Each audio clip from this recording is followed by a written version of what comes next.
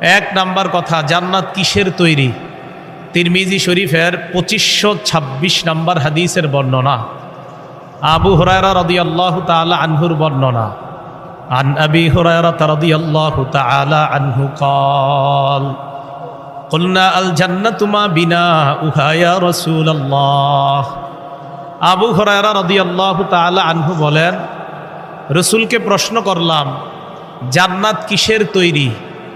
فقال رسول الله صلى الله عليه وسلم لبنة من فضة ولبنة من ذهب।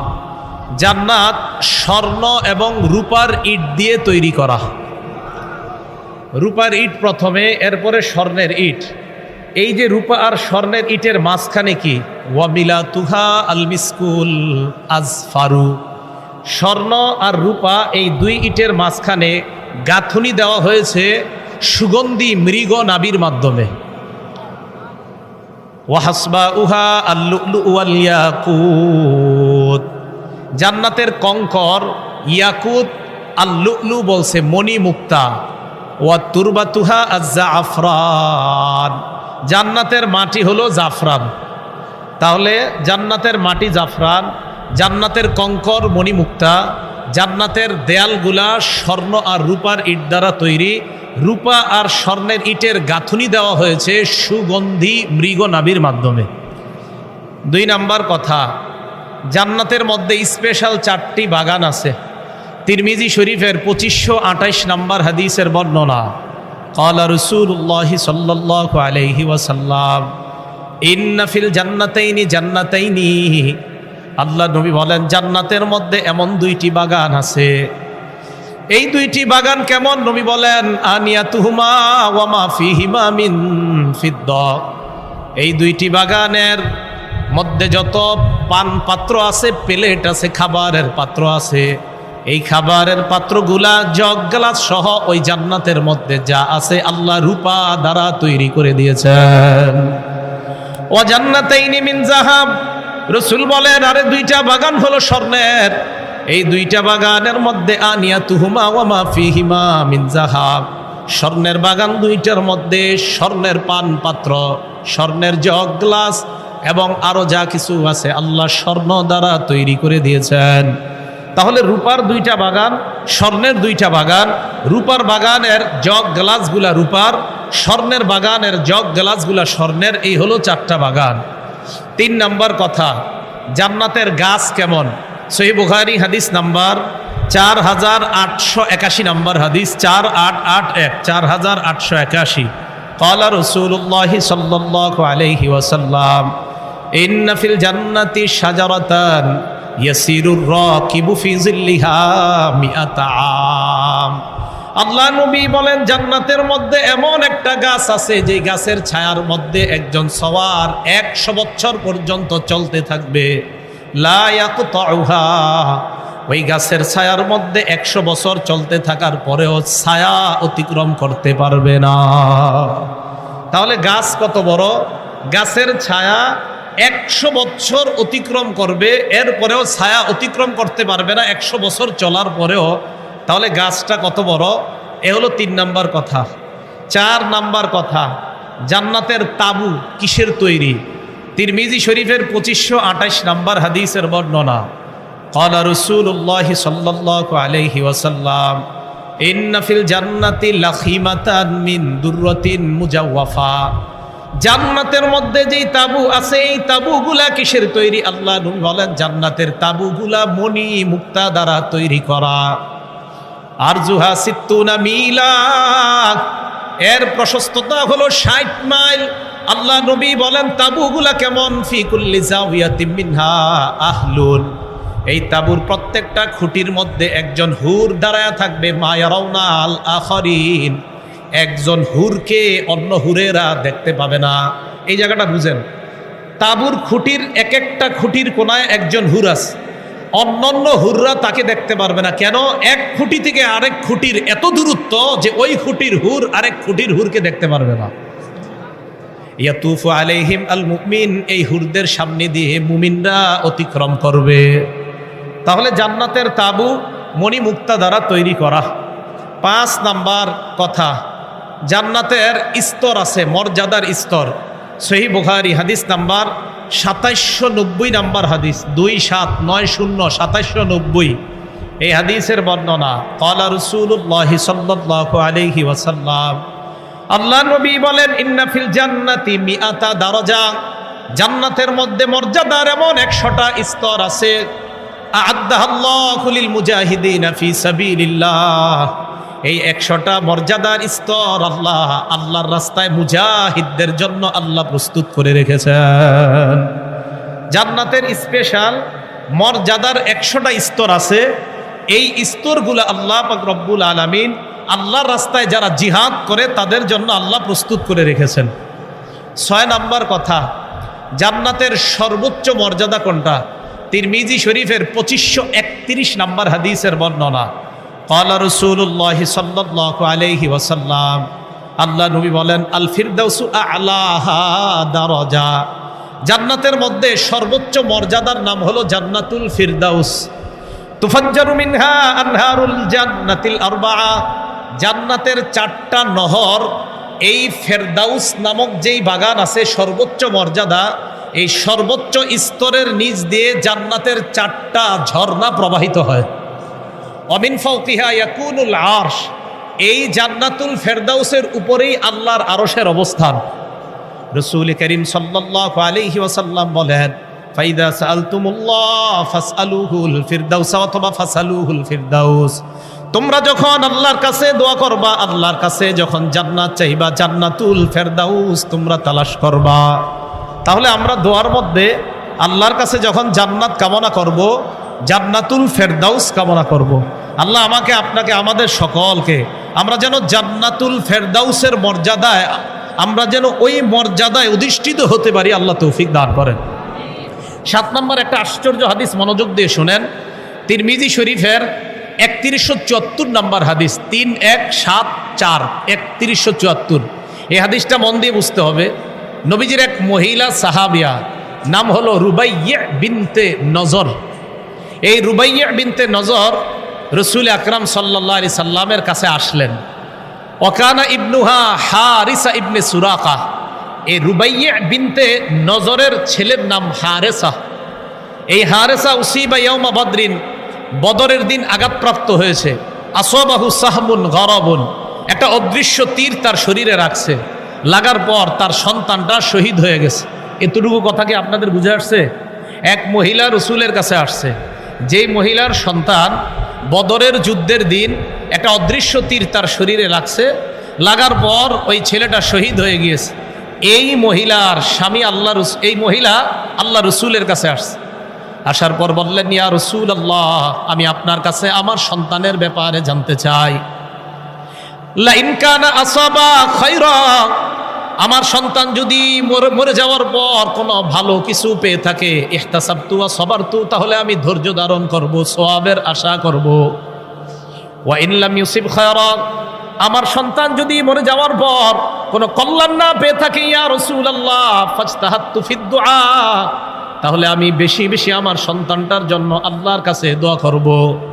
আল্লাহ নবী বলেন, হে নারী, তুমি শোনো, ইন্নাহা জিনানুন ফি জান্নাহ, জান্নাতের মধ্যে একটা দুইটা না, অসংখ্য অগণিত বাগান। ওয়া ইন্না ইবনাকি আসাবাল ফিরদাউসাল আলা, তোমার সন্তান যেই বাগানটা পেয়েছে, এই বাগানটার নাম হলো জান্নাতুল ফেরদাউস, যেটা জান্নাতের সর্বোচ্চ বাগান। ওই বাগানের মালিক আল্লাহ তোমার ছেলেকে বানায়া দিয়েছেন। তোমার সন্তান তো জান্নাতুল ফেরদাউসে আছে, সেখানে আছে তোমার সন্তান, তুমি চিন্তা করবা না। তো ওই নারীকে আল্লাহ রাসূল সাল্লাল্লাহু আলাইহি সাল্লাম বললেন যে তোমার সন্তান জান্নাতুল ফেরদাউসে আছে, যেটা সর্বোচ্চ জান্নাত, এটা হলো জান্নাতুল ফেরদাউস। এই জান্নাতুল ফেরদাউসের ব্যাপারে রাসূল বলেন, শোনো, আল ফিরদাউসু রবওয়াতুল জান্নাহ, ফেরদাউস হলো জান্নাতের সর্বোচ্চ এলাকার নাম।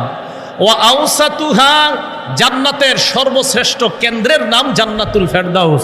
ওয়া আফজালুহা, জান্নাতের সর্বশ্রেষ্ঠ মর্যাদাপূর্ণ জায়গার নাম হলো জান্নাতুল ফেরদাউস। 8 নাম্বার, জান্নাতুল ফেরদাউস কিসের তৈরি? ভালো করে বুঝবেন। প্রথমে আলোচনা করছি জান্নাত কিসের তৈরি, আর 8 নাম্বার আলোচনা জান্নাতুল ফেরদাউস, মানে জান্নাতের সর্বশ্রেষ্ঠ মর্যাদার নাম জান্নাতুল ফেরদাউস, এটা কিসের তৈরি? এই ব্যাপারটা আমরা জানবো মুসনাদে আহমদ নামে একটা হাদিসের কিতাব আছে। এই কিতাবের 17,746 নম্বর হাদিস। এই হাদিসের মধ্যে আসছে ক্বালা রাসূলুল্লাহি সাল্লাল্লাহু আলাইহি ওয়াসাল্লাম, আল্লাহ নবী বলেন জান্নাতুল ফিরদাউসি আরবাআ। রাসূল বলেন জান্নাতুল ফিরদাউস 4টা। বলেন জান্নাতুল ফিরদাউস কয়টা? মানে সর্বোচ্চ যেই স্তর এটা হলো 4টা। সিনতানে মিন যাহাব, এর মধ্যে 2টা স্বর্ণের, ওয়া সিনতানে মিন ফিদ্দা, আর 2টা রূপার। বলেন তো জান্নাতুল ফেরদাউস, জান্নাতের সর্বোচ্চ স্তর, মোট কয়টা? 2টা কিসের তৈরি? স্বর্ণের, আর 2টা রূপার। রসুল বলেন শুধু তাই নয়, ও আনিয়াতুহুমা ও হিলিয়াতুহুমা ওমা ফিহিমা মিন যাহাব, স্বর্ণের তৈরি বাগানের যেই চুরি আছে, বালা আছে, আর পান পাত্র যা আছে সব স্বর্ণের তৈরি। আর রূপার তৈরি বাগানের মধ্যে পান পাত্র, জগ, গ্লাস আর চুরি বালা সব রূপার তৈরি। তাহলে জান্নাতুল ফেরদাউসও স্বর্ণ রূপার তৈরি আমরা পেয়ে গেলাম। 9 নাম্বার, খুব ভালো করে বুঝবেন। 9 নাম্বারটা হলো সর্বোচ্চ স্তরে যারা থাকবে আর সর্বনিম্ন জায়গায় জান্নাতে যারা থাকবে, এই দুই দলকে দেখবে কিনা, এই জায়গাটা আমরা মন দিয়ে শুনি। তিরমিজি শরীফ 3658 নাম্বার হাদিস, 3658 নাম্বার হাদিস। এই হাদিসের মধ্যে রসুল আকরাম সাল্লাল্লাহু আলাইহি সাল্লাম বলেন, ক্বালা রাসূলুল্লাহি সাল্লাল্লাহু আলাইহি ওয়াসাল্লাম, ইন্না আহলাদ দারাজাতিল উলা লা ইয়ারাহুম মান তাহতাহুম। নবীজি বলেন জান্নাতের সর্বোচ্চ স্তরে যারা থাকবে, সর্বনিম্ন জায়গায় যারা থাকবে, তারা তাদেরকে সুন্দরভাবে দেখতে পাবে। সর্বনিম্ন ওয়ালারা সর্বোচ্চ ওয়ালাদেরকে সঠিকভাবে দেখতে পারবে।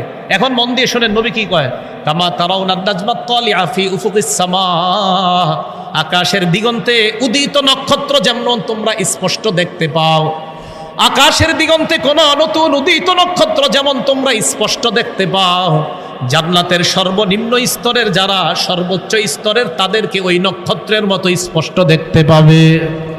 নবীজি বলেন ওয়া ইন্না আবা বকরিন ওয়া উমর মিনহুম, শোনো সর্বোচ্চ স্তরে যারা থাকবে আমার সাহাবা আবু বকর ওমর তাদের অন্তর্ভুক্ত। আমার আবু বকর ওমর তাদের অন্তর্ভুক্ত। নবী কয় না না, ওয়া আন আমা, আমার আবু বকর ওমর তো আরো উপরে অবস্থান করবে। তাহলে জান্নাতের সর্বোচ্চ জায়গায় যারা থাকবে তাদেরকে সর্বনিম্ন জায়গায় যারা থাকবে তারা স্পষ্টভাবে দেখতে পাবে। আল্লাহ আমাকে, আপনাকে, আমাদের সকলকে ওই সর্বোচ্চ স্তর জান্নাতের ফেরদাউসের মধ্যে যেন আমরা সাক্ষাৎ করতে পারি, আল্লাহ তৌফিক দান করেন। 10 নাম্বার কথা, জান্নাতের মাঝে একটার মাঝে আরেকটার দূরত্ব কতটুকু জান্নাতের। ক্বালা রাসূলুল্লাহি সাল্লাল্লাহু আলাইহি ওয়াসাল্লাম, আদনামা বাইনা মিসরাইনি মিন মাসারিইল জান্নাহ, এক পাশ থেকে আরেক পাশের দূরত্ব কেমন, অথবা এক কপাট থেকে আরেক কপাটের দূরত্ব কেমন। নবীজি বলেন জান্নাতের এক কপাট থেকে আরেক কপাটের দূরত্ব হলো মাসিরাতু 40 সানা, 40 বছরের দূরত্ব। কয় বছর? 40 বছর। ওই হাদিসটা মুসলিম শরীফের হাদিস, 2967 নাম্বার হাদিস। মুসলিম শরীফের আমাদের মাদ্রাসার পাঠ্যপুস্তক অনুযায়ী 2967, মোট হাদিস সংখ্যা হবে 3033টা। আর মোবাইলে যারা মুসলিম শরীফটা দেখেন, ফলো করেন, ওই জায়গায় হাদিস সংখ্যা হবে 7453টা। সেটা না, আমাদের মাদ্রাসার পাঠ্যপুস্তক অনুযায়ী 3033টা হবে মোট হাদিস সংখ্যা। এই হাদিস অনুযায়ী 2967 নাম্বার হাদিসে আছে জান্নাতের এক কপাট থেকে আরেক কপাটের দূরত্ব হবে মাসিরাতু 40 সানা, 40 বছরের দূরত্ব হবে। 11 নাম্বার কথা, জান্নাতের দরজা। সহিহ বুখারী হাদিস নাম্বার 3257 নাম্বার হাদিস, 3257 নাম্বার হাদিস। ক্বালা রাসূলুল্লাহি সাল্লাল্লাহু আলাইহি ওয়াসাল্লাম, আল্লাহ নবী বলেন ফিল জান্নাতি সামানিয়াতু আবওয়াব, জান্নাতের মধ্যে দরজা হবে 8টা। বলেন কয়টা দরজা? 8টা দরজা। ফিহা বাবুন, এই 8টা দরজার মধ্যে একটা দরজা আছে ইউসাম্মার রায়্যান, এই দরজাটার নাম হলো রায়্যান। লা ইয়াদখুলুহু ইল্লাস সাইমুন, এই রায়্যান দরজা দিয়ে রোজাদাররা জান্নাতে প্রবেশ করবে। জান্নাতের 8টা দরজা, একটা দরজার নাম রায়্যান। এই রায়্যান দরজা দিয়ে যারা রোজাদার তারা প্রবেশ করবে। 12 নাম্বার আলোচনা, জান্নাতের দরজায় কি লেখা আছে, এটা মন দিয়ে শোনেন। জান্নাতের দরজায় কি লেখা আছে?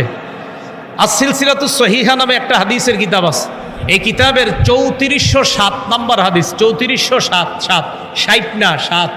এই হাদিসের মধ্যে আসছে ক্বালা রাসূলুল্লাহি সাল্লাল্লাহু আলাইহি ওয়াসাল্লাম, আল্লাহ নবী বলেন জান্নাতের দরজার মধ্যে লেখা থাকবে আস-সাদাকাতু বিআশারি আমসালিহা, সদকা করার সওয়াব হলো 10 গুণ।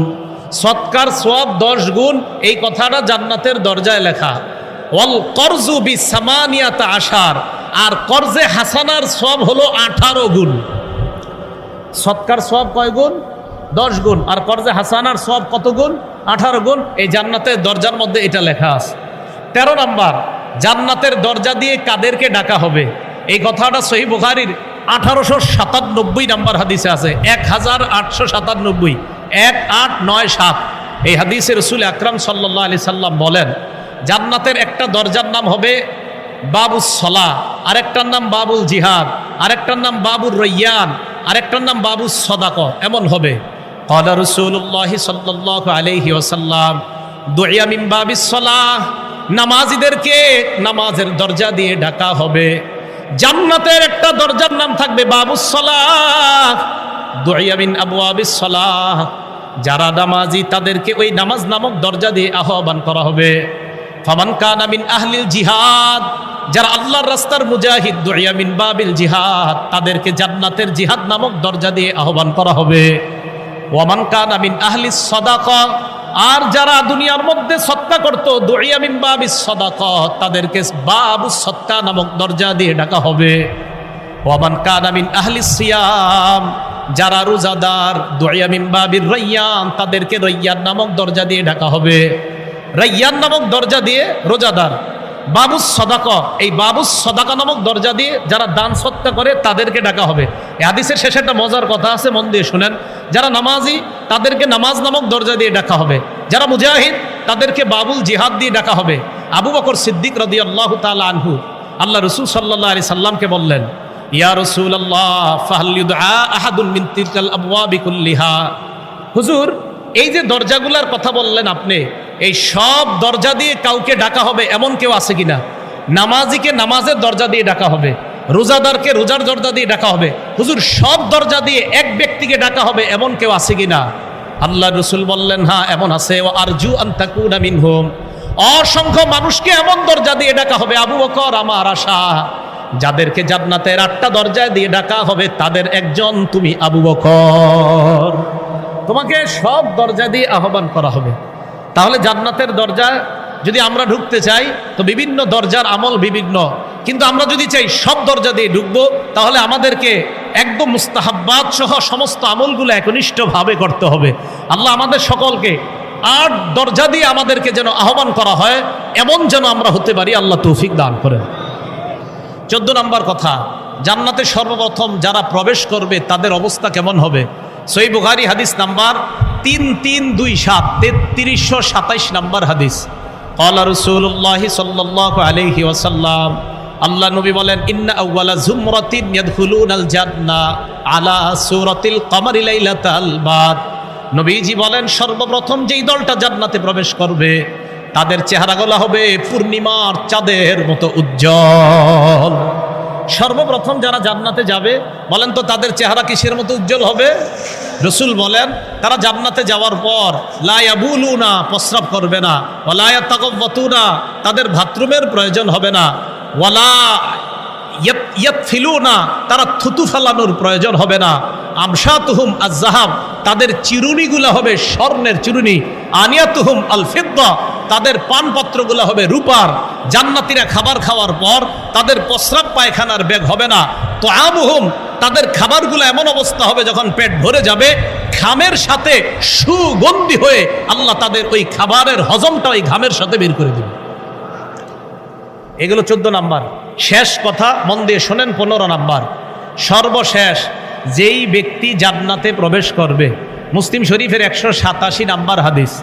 এই হাদিসের বর্ণনাকারীর নাম আব্দুল্লাহ ইবনে মাসউদ রাদিয়াল্লাহু তাআলা আনহু। বলেন তো কোন সাহাবার নাম বললাম? আব্দুল্লাহ ইবনে মাসউদ।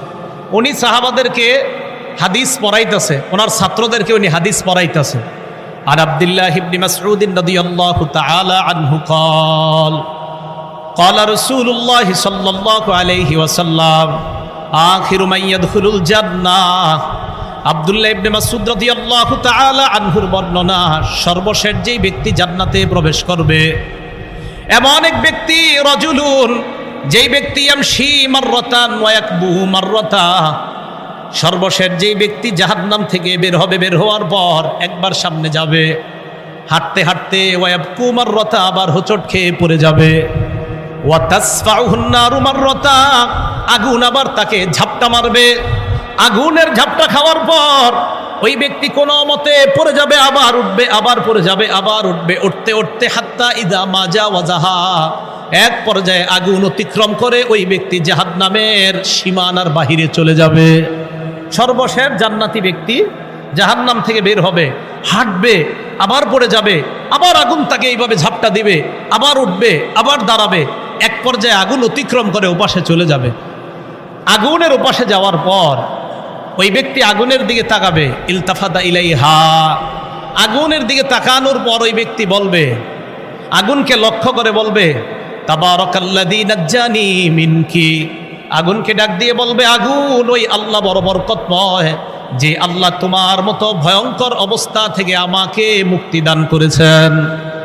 আগুনকে ডাক দিয়ে বলবে, আল্লাহ বড় বরকতময়, কারণ আল্লাহ তোমার থেকে আমাকে মুক্তি দান করছেন। এই কথা বলার পর ওই ব্যক্তি বলবে, লাকাদ আ'তানিল্লাহু শাইআন মা আ'তাহু আহাদাম মিনাল আউয়ালিনা ওয়াল আখিরিন, আল্লাহ আমাকে এমন কিছু দান করছে যা পূর্বাপর কাউকে দান করে নাই। এই জায়গাটা বুঝার চেষ্টা করেন। আগুনকে লক্ষ্য করে বলবে, এই যে তোমার থেকে আল্লাহ আমারে মুক্তি দান করছে, আমার মনে হয় এর চেয়ে বড় নেয়ামত আল্লাহ আর কাউকে দেয় নাই। হাদিস বুঝছেন, আসলে কি কাউকে দেয় নাই? হাদিসে তো, কিন্তু ওর মনে হবে যে আগুন থেকে যে আমি বের হলাম, এটাই মনে হয় সবচেয়ে বড় নেয়ামত, এত বড় নেয়ামত মনে হয় আল্লাহ আর কাউকে দেয় নাই। এই কথাটা আগুনকে লক্ষ্য করে বলবে। তো আগুনকে এই কথা বলার পর ফাতুরফাউ লাহু শাজারা, হঠাৎ তার সামনে একটা গাছ উদ্ভাসিত হবে, খুব সুন্দর একটা গাছ। তো বান্দা কিন্তু একটু আগে বলছে যে আল্লাহ আমারে যে নিয়ামত দান করছে, এই নিয়ামত দুনিয়ার আর কাউকে দেয় নাই। তো যখন এই গাছটা দেখবে, গাছের দিকে তাকানোর পর ওই বান্দা আল্লাহকে লক্ষ্য করে বলবে, রব্বি আদনিনি মিন হাদিহি শাজারা লিআস্তাযিল্লা বিযিল্লিহা ওয়া আশরাবা মিন মাইহা, আল্লাহকে লক্ষ্য করে বলবে, আল্লাহ এই যে গাছটা দেখা যায়, এই গাছের নিকটবর্তী আমাকে করে দাও, আমি গাছের ছায়ায় বসতে চাই, গাছের পানি আমি পান করতে চাই। আল্লাহ তুমি গাছের ছায়া আমাকে বসাও, আমি গাছের ছায়া নিব, আমি গাছের পানি পান করব। আল্লাহ কয়, তুমি না মাত্র বললা আমি নাকি এত বড় নেয়ামত কাউকে দেই নাই, তো তুমি এই নেয়ামত আবার কেন চাও? তো আল্লাহ আপনি আমাকে কোনো মতে এই জায়গায় নেন, আমি আর কিছু আপনার কাছে চাইব না। আল্লাহ লক্ষ্য করে বলবেন, ইন আতাইতুকুহা ইন আতাইতুকাহা, আমি যদি তোমাকে এই নিয়ামত দেই, গাছের নিচে তোমাকে নিয়ে যাই, গাছের ছায়ায় তোমাকে বসাই, গাছের পানি পান করাই, লাআল্লি ইন আতাইতুকাহা সাআলতানি গায়রাহা, আমার তো মনে হয় এই নিয়ামত পাওয়ার পর তুমি আবার আমার কাছে অন্য কোনো নিয়ামত চাইবা। ওই বান্দা জবাব দিয়ে বলবে, ইউআহিদুহু আন লা ইয়াসআলাহু গায়রাহা, আল্লাহর কাছে ওয়াদা করবে, আল্লাহ আমি ওয়াদা করলাম তোমার কাছে আমি আর কোনো নিয়ামত চাইব না। আল্লাহ বলে, সত্যি তো? কয় হ্যাঁ। এবার আল্লাহ দেখেন কি করে, ফায়ুদিনিহি বিনহা, বান্দাকে গাছের কাছে আল্লাহ নিয়ে যায়, লিআন্নাহু ইয়ারা মা লা সাবর আলাইহা, কারণ বান্দা এমন জিনিস দেখতেছে যেই জিনিস দেখলে আর ধৈর্য ধারণ করা যায় না। হাদিসটা বুঝছেন, ওই বান্দা এমন নিয়ামত দেখতেছে যে নিয়ামত দেখলে ধৈর্য ধারণ করা যায় না। তো আল্লাহ দেখতেছে এই বান্দার আর ধৈর্য হইতেছে না, আল্লাহ মায়া করে বান্দাকে ওই গাছের নিকটবর্তী করে দেয়। এখন দেখেন কি হইছে, বান্দা গাছের কাছে গেছে, যাওয়ার পর ফায়াস্তাজিল্লু বিজিল্লিহা, বান্দা ওই গাছের ছায়া নিছে, ওয়ায়াশরাবু মিম্মা ইহা, বান্দা সেখান থেকে পানি পান করবে। ছায়া নেওয়ার পর, পানি পান করার পর, ফাতুরফাউ লাহু শাজারা হিয়া আহসানু মিনাল উলা, ওই বান্দার সামনে আরেকটা গাছ উদ্ভাসিত হবে, যেই গাছটা আগের গাছের চাইতে বড় সুন্দর। আগে কি ওয়াদা করছে? চারদিকে আওয়াজ, তো মনে হয় বুঝাইতে পারতেছি না, তো চারদিকে আওয়াজ, আর আমি যখন বুঝি যে আপনাদেরকে বুঝাইতে পারতেছি না, তখন আর ভাল লাগে না, চারদিকে আওয়াজ। এই জন্য আপনারা বুঝতেছেন তো? বুঝতে হবে, বয়ান বুঝতে হবে। বয়ান না বুঝলে, আমার উদ্দেশ্য বয়ানটা বুঝেন, বয়ান কেমন সুন্দর হইতেছে এটা বলাও দরকার না, খালি বুঝতেছেন নিয়ে এতটুকু বলেন। রাসূল আকরাম সাল্লাল্লাহু আলাইহি সাল্লাম বলেন, ওই ব্যক্তিকে গাছের কাছে নিছে, নেওয়ার পর ওই ব্যক্তি গাছের ছায়া নেয়, নেওয়ার পর গাছের পানি পান করে, করার পর ওই বান্দা আল্লাহর সামনে যখন আল্লাহ আরেকটা গাছ উদ্ভাসিত করে দেয়, ওই বান্দা আল্লাহকে লক্ষ্য করে বলে, আল্লাহ আদনিনি মিন হাদিহি শাজারা লিআশরাবা মিম্মা ইহা ওয়া আস্তাজিল্লা বিজিল্লিহা, আল্লাহ তুমি আমাকে ওই গাছের কাছে নিয়ে যাও, গাছের পানি পান করতে যাই, গাছের ছায়া নিতে চাই। আল্লাহ ডাক দিয়ে বলবে, ইবনা আদম আলাম তুআহিদনি আল্লা তাসআলানি গায়রাহা, হে আদম সন্তান, তুমি কি আমার সাথে ওয়াদা করো নাই তুমি আমার কাছে অন্য কোনো নিয়ামত চাইবা না? তুমি না বললা আগের গাছের কাছে তোমাকে নিয়ে গেলে আর কিছু চাইবা না? বান্দা বলবে, আল্লাহ ওয়াদা করলাম লা আসআলুকা গায়রাহা, দ্বিতীয় গাছের কাছে নিয়ে যাও, আমি আর তোমার কাছে কিছু চাইব না। আল্লাহ মায়া করে ফায়ুদনিহি মিনহা, ওই দ্বিতীয় গাছের ছায়ার মধ্যে তাকে নিয়ে গেছে। ফায়াস্তাজিল্লু বিজিল্লিহা, সেটার ছায়া নেয়। ওয়ায়াশরাবু মিম্মা ইহা, সেটার পানি পান করে। খুব মন দিয়ে শোনেন, দ্বিতীয় গাছের কাছে যাওয়ার পর বাস আরামে আছে। ফাতুরফাউ লাহু শাজারাতুন ইনদা বাবিল জান্নাহ হিয়া আহসানু মিনাল উলাইয়াইন। এবার বান্দা তাকায় দেখে জান্নাতের দরজার সামনে আরেকটা গাছ আগের দুই গাছের চাইতে কোটি গুণ বেশি সুন্দর। আরেকটা গাছ উদ্ভাসিত হয়েছে জান্নাতের দরজায়। এখন ওই বান্দা আল্লাহ রে কয়, আল্লাহ আদনিনি মিন হাদিহি শাজারা, মাবুদ ওইটার কাছে নেন। আল্লাহ কয়, তুমি না ওয়াদা করলা আর কিছু চাইবা না? কয়, মাবুদ এবার ওয়াদা, লা আসআলুকা গায়রাহা, আমি আর কিছু আপনার কাছে চাইবো না। আল্লাহ কয়, ঠিক তো? কয়, হ্যাঁ। ফায়ুদনিহি মিনহা, জান্নাতের দরজার কাছে নিয়ে যায়। নিয়ে যাওয়ার পর পানি পান করে জান্নাতের দরজার কাছে ওই গাছের ছায়া নেয়। এবার দেখেন কি হয়, ফায়াসমাউ আসওয়াতা আহলিল জান্নাহ, ওই বান্দা জান্নাতের দরজার গাছের নিচ থেকে জান্নাতের মানুষের কথাবার্তার আওয়াজ শুনতে পায়। এখন কি বলবে বলেন তো? আল্লাহ রেখে, আল্লাহ আদখিলনিহা, আল্লাহ আপনি আমার জান্নাতে ঢুকাইয়া দেন। এই জায়গাটা আপনার একটা সুন্নত পালন করতে হবে, আমি সহ আমরা সবাই পালন করবো, একটু শুনেন তো। আল্লাহ যখন এই কথা বলে ওই বান্দা, আল্লাহ বান্দারে বলে, বান্দা আয়ুরদিকা ইন আতাইতুকা দুনিয়া ওয়া মিসলাহা ওয়া ইন আতিকা দুনিয়া ওয়া মিসলাহা, আমি যদি তোমাকে দুনিয়ার সমপরিমাণ জান্নাতের একটা জান্নাত তোমাকে আমি দান করি, তুমি কি খুশি? বান্দা আল্লাহকে বলবে, আল্লাহ আতাস্তাহজিউ বি ওয়া আনতা রব্বুল আলামিন, আল্লাহ আপনি না বিশ্ব জগতের রব, আপনিও কি ঠাট্টা করেন? সুবহানাল্লাহ বলেন। আল্লাহরে কি বলছে, আল্লাহ আপনি কি ঠাট্টা করেন? মানে ওর বিশ্বাস হয় না, আল্লাহ আপনি আমারে এত বড় কিছু দিবেন, অসম্ভব। এই হাদিসের বর্ণনাকারীকে আব্দুল্লাহ ইবনে মাসউদ, বর্ণনাকারীকে ফাদহিকা ইবনে মাসউদ, আব্দুল্লাহ ইবনে মাসউদ হাসি দিছে। আপনারা হাসি দেন, হাসি দিছেন সবাই। ইবনে মাসউদ হাসি দেওয়ার পর একটা প্রশ্ন করছে, ওই সুন্নত অনুযায়ী আমিও প্রশ্ন করতেছি আপনাদেরকে। ইবনে মাসউদ হাসি দেওয়ার পর ছাত্রদেরকে বললেন, আলা তাসআলুনি মিম্মা আদহাকু, এই তোমরা কি আমাকে প্রশ্ন করবে না আমি কেন হাসলাম? এখন আপনারা আমাকে প্রশ্ন করেন যে হুজুর আপনি কেন হাসছেন, প্রশ্ন করেন। এই যে প্রশ্ন করলেন, আল্লাহ সুন্নত জিন্দা করার সওয়াব দিয়ে দিচ্ছে। আব্দুল্লাহ ইবনে মাসউদ রাদিয়াল্লাহু তাআলা আনহু তার ছাত্রদেরকে বললেন, তোমরা কি আমাকে প্রশ্ন করবে না আমি কেন হাসলাম? তো ছাত্ররা প্রশ্ন করলেন, হুজুর মিম্মা দহিকতা, আপনি কেন হাসলেন? ইবনে মাসউদ জবাব দিলেন, এই হাদিস নবী যখন আমগরে পড়াইছে নবী হাসি দিছে। নবী হাসি দেওয়ার পর ফাকালু, সাহাবারা প্রশ্ন করছে, ইয়া রাসূলুল্লাহ আপনি কেন হাসছেন? নবীজি জবাব দিছে, বান্দার এই কথা শুই না আল্লাহ হাসি দিছে তাই আমি হাসি দিছি। তাহলে মুসলমানের হাসি দেওয়ার পিছনে দলিল আছে না নাই?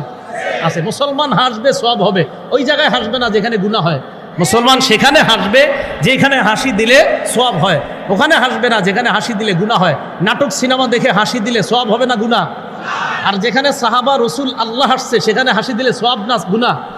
এই তো মাশাআল্লাহ, মুসলমান হাসবে সওয়াব হবে, মুসলমান কান্না করবে সওয়াব হবে। ওই আলোচনাটা আর করলাম না, কান্নার বাকি হাসি। তো ইবনে মাসউদ রাদিয়াল্লাহু তাআলা আনহু এই কথা বলার পর রসুল আকরাম সাল্লাল্লাহু আলাইহি সাল্লাম বলেন, বান্দা যখন আল্লাহরে বলছে আল্লাহ আপনি কি ঠাট্টা করেন, ওই বান্দার এই ঠাট্টা করেন কথাটা শুই না দহিকার রব, আল্লাহ হাসা দিস, তাই আমি হাসলাম। তো রসুল আকরাম সাল্লাল্লাহু আলাইহি সাল্লাম বলেন, অবশেষে ওই বান্দাকে 10 দুনিয়ার সমপরিমাণ একটা জান্নাতের মালিক আল্লাহ বানায় দেয়। তাহলে আমরা ওই জান্নাতে যেতে যাই তো সবাই ইনশাআল্লাহ। তাহলে সূরা নাজিয়াতের 40-41 নম্বর আয়াতে আবার আসি, আল্লাহ বলেন, ও আম্মা মান খাফা মাকামা রাব্বিহ, যারা তার রবের সামনে দাঁড়ানোর ভয় করে, ওয়ানাহান নাফসা আনিল হাওয়া, এবং কুপ্রবৃত্তি থেকে নিজেকে হেফাজত করে, ফাইন্নাল জান্নাতা হিয়াল মাওয়া, জান্নাতটাই হবে তার ঠিকানা, আর এই জান্নাতের নিয়ামতের মালিক আল্লাহ তাকে বানায়া দিবেন। আল্লাহ রব্বুল আলামিন আমাদের সকলকে যে কথাগুলা শুনলাম, যে কথাগুলা বললাম, সবাই যেন আমরা আমল করতে পারি, আল্লাহ তৌফিক দান করেন। আমিন। ওয়া আখিরু দাওয়ানা আনিল হামদুলিল্লাহি রাব্বিল আলামিন।